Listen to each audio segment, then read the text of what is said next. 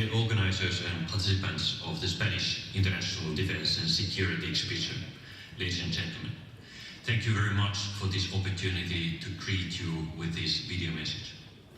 Security has become one of the EU citizens' main concerns. External instability and diversifying threats, both internal and external, have increased the need for European cooperation in the field.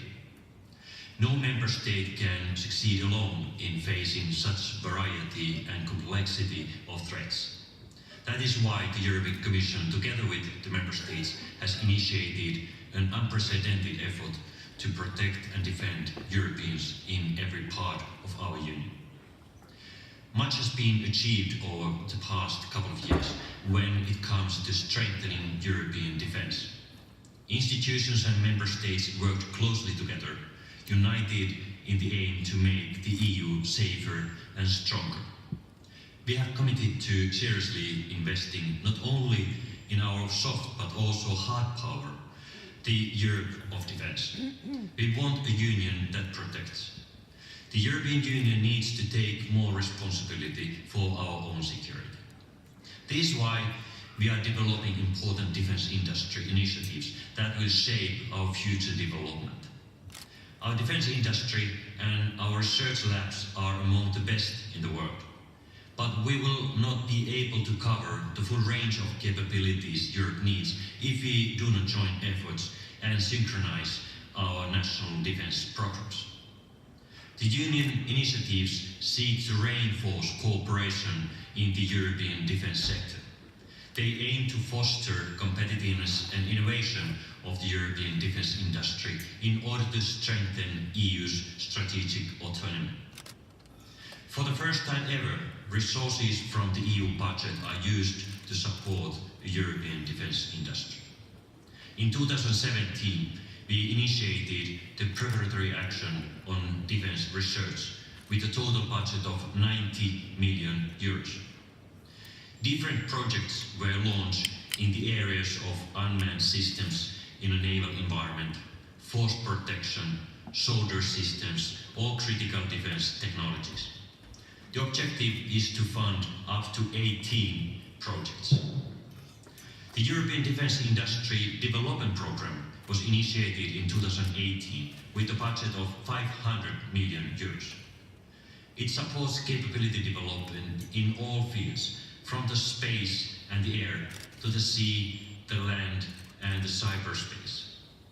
Calls for this year's projects were published on 4th of April. From 2021 on, the European Defence Fund should fund industrial collaboration with 13 billion euros over 7 years, both in the fields of research and capability development. Synergies will be explored between these initiatives and other Union initiatives such as the Permanent Structured Cooperation PESCO and the Coordinated Annual Review on Defence. PESCO is both a permanent framework for closer cooperation and a structured process to gradually deepen defence cooperation within the EU. It provides a framework for member states to plan together their defence spending, invest together, research together, but also to train their troops together and jointly provide forces to act together on the ground. The member states will remain at the driver's seat, but working together will increase their security. We have launched PESCO only 1.5 years ago.